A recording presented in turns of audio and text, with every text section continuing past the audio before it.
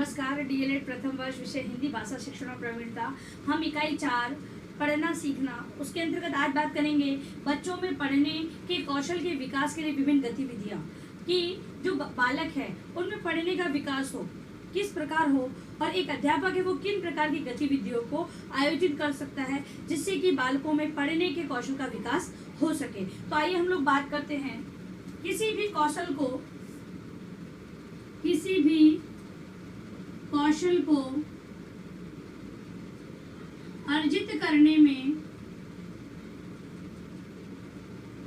अर्जित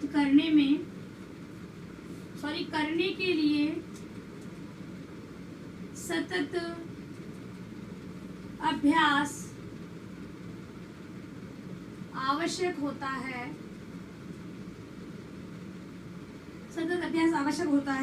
पढ़ना सीखने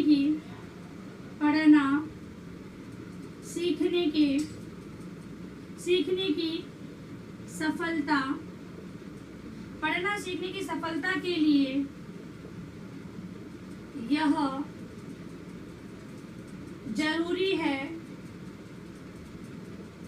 जरूरी है कि बच्चों में पढ़ने की प्रवृत्ति पैदा की जाए। इस प्रवृत्ति से बच्चा पाठ्य पुस्तकों के साथ अन्य सामग्री के पठन के लिए प्रेरित होगा जो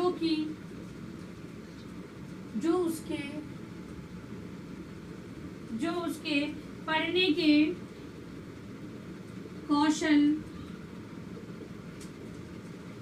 के कौशल को उन्नत करने के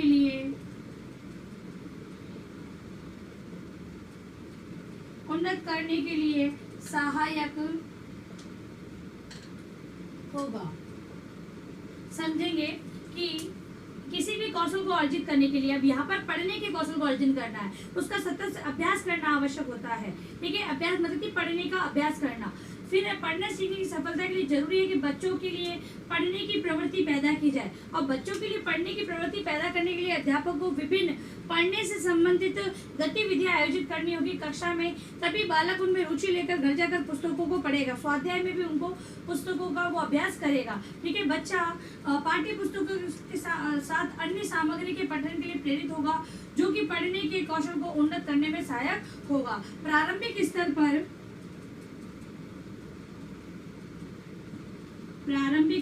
पर पढ़ने का संस्कार विकसित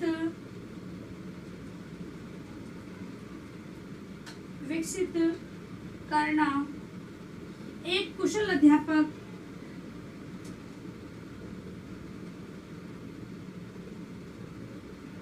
का कार्य है। मतलब कि एक कुशल अध्यापक है वो विद्यार्थियों में प्रारंभिक स्तर से ही अक्षर वर्ण उनको पढ़ना, शब्दों को पढ़ना, बड़े शब्दों को पढ़ना, ये सारा कार्य विभिन्न प्रकार की गतिविधियों के माध्यम। ऐसा नहीं कि केवल स्वर समझा दिए, बच्चों को लिखवा दिए, उनको समझ में आ गए, वो बिना देखे लिख रहे, वो काफी नहीं है। विद्यार्थियों को समझाना पड़ेगा उसके क्योंकि आगामी जो कक्षा आएगी तो वर्ण अक्षरों की पहचान उन्हें नहीं होगी तो वो कार्य नहीं कर पाएंगे। भाषा का पढ़ने का जो कौशल है उसका विकास उनमें नहीं हो पाएगा। तो एक अध्यापक है उसको जरूरी है कि विभिन्न गतिविधियां, तो एक कुशल अध्यापक है प्रारंभिक संस्कार के अंतर्गत भी उन्हें पढ़ने के कौशल का विकसित करता है। पढ़ने के इस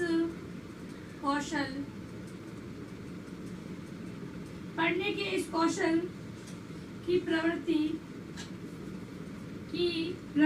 के विकास, पढ़ने के कौशल की इस प्रवृत्ति के विकास के लिए शिक्षक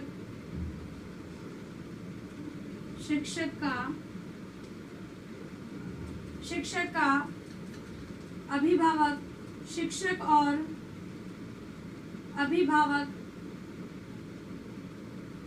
दोनों का सामूहिक प्रयास होना चाहिए। अगली बात, प्रारंभिक स्तर पर अध्यापक इन गतिविधियों को करवाते हुए विद्यार्थियों को पढ़ना तो सिखाएगा, लेकिन जरूरी ये है कि अभिभावक भी सहयोग प्रदान करे। यदि अभिभावक समझे कि 5 घंटे की कक्षा विद्यालय है, उसके अंतर्गत 1 घंटे का जो कालांश होता है या 35 मिनट का जो कालांश होता है, उसी में विद्यार्थी के पढ़ने का पूरा कौशल अध्यापक पर डिपेंड है तो नहीं, विद्यार्थी को, अभिभावकों को घर पर जाकर भी विद्यार्थियों को उसी प्रकार अभ्यास करवाना होगा जिस प्रकार की शिक्षक करवाते हैं। आजकल तो मोबाइल के द्वारा अभिभावक और विद्यार्थी दोनों जुड़े हुए हैं, अभिभावक और जो अध्यापक है वो जुड़े हुए हैं, शिक्षक जुड़े हुए हैं, और विभिन्न प्रकार की गतिविधियां अध्यापक है वो उन ग्रुप में सेंड कर देते हैं और अभिभावक है वो विद्यार्थियों को सिखाते हैं। क्योंकि आजकल जो ये इस महामारी के दौर में जो ये सारी समस्या आ रही है, तो ऑनलाइन टीचिंग चल रही है, तो उस प्रकार से भी शिक्षक और अभिभावक जुड़ते हुए दोनों सहयोग देते हुए विद्यार्थियों को सिखाने का कार्य कर रहे हैं। फिर है पढ़ने के कौशल का विकास। इसी के अंदर पढ़ने के कौशल का विकास किस प्रकार संभव है, तो पढ़ने के कौशल का विकास, तो एक अध्यापक है वो क्या करे कि बहुत सारे अक्षर, छोटे छोटे कार्ड बना दिया, बहुत सारे अक्षर लिख दे, उसमें बहुत सारी मात्राएं लिख दे। अलग अलग कार्ड है, किसी पे जैसे आ की मात्रा लिख दी, किसी पे क लिख दिया, किसी पे ख लिख दिया, किसी पे त लिख दिया, ठीक है। तो ऐसे कार्ड बनाने में बहुत सारे कार्ड बना ले, विद्यार्थियों की संख्या के आधार पर ऐसे कार्डों का निर्माण कर दे। फिर निर्माण करने के बाद क्या करे कि कोई भी एक कविता ले और कविता के अंदर जो ब्लैंक छोड़ दे, रिक्त स्थान छोड़ दे, तो विद्यार्थी है उन शब्द जो रिक्त शब्द रहे हैं उनको जोड़ते हुए, इन कार्डों को जोड़ते हुए उस शब्द का निर्माण वो करेंगे। तो इस प्रकार की गतिविधि आयोजित की जा सकती है। तो समझेंगे विद्यार्थी का विकास के लिए क्या समझना होगा, कौशल विकास के लिए विद्यार्थी का वर्तमान स्तर क्या है और उसको क्या सिखाना है,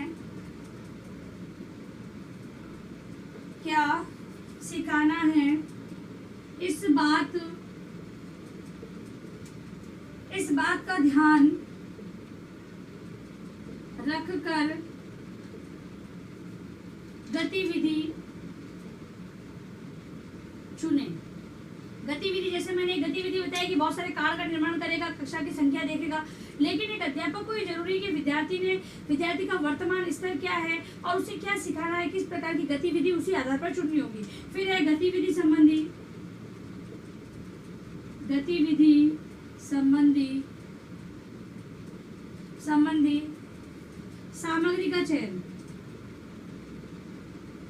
सामग्री का चयन भली भांति होना चाहिए, अन्यथा गतिविधि आयोजित कर दी जाए और बीच में ही सामग्री नहीं होने के कारण या कमी होने के कारण उस गतिविधि को सही तरह से संपन्न नहीं किया जा सके, तो ऐसी स्थिति नहीं होनी चाहिए, सामग्री का चयन होना चाहिए। फिर है विद्यार्थियों की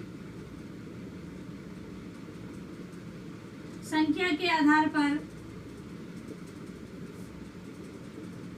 कार्डों का निर्माण। मैंने जो गतिविधि बताई कार्ड वाली, तो उसी को उदाहरण लिया कि भाई विद्यार्थियों की जो संख्या है, कक्षा में जितने विद्यार्थी उन्हीं के आधार पर कार्डों का निर्माण किया जाए, अन्यथा ऐसा लगे कि कुछ विद्यार्थी इस गतिविधि में भाग ले रहे, कुछ नहीं ले रहे, तो इस प्रकार की ऐसी स्थिति उत्पन्न नहीं होनी चाहिए। ठीक है, तो ये था हमारा बच्चों को पढ़ने के कौशल की विकास की गतिविधियां। ठीक है, इसी को आप अपने गृह कार्य में करके लाएंगे। बच्चों में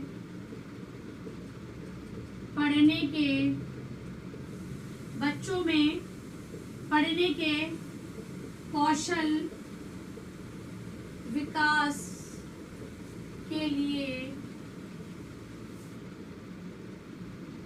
अध्यापक को या शिक्षक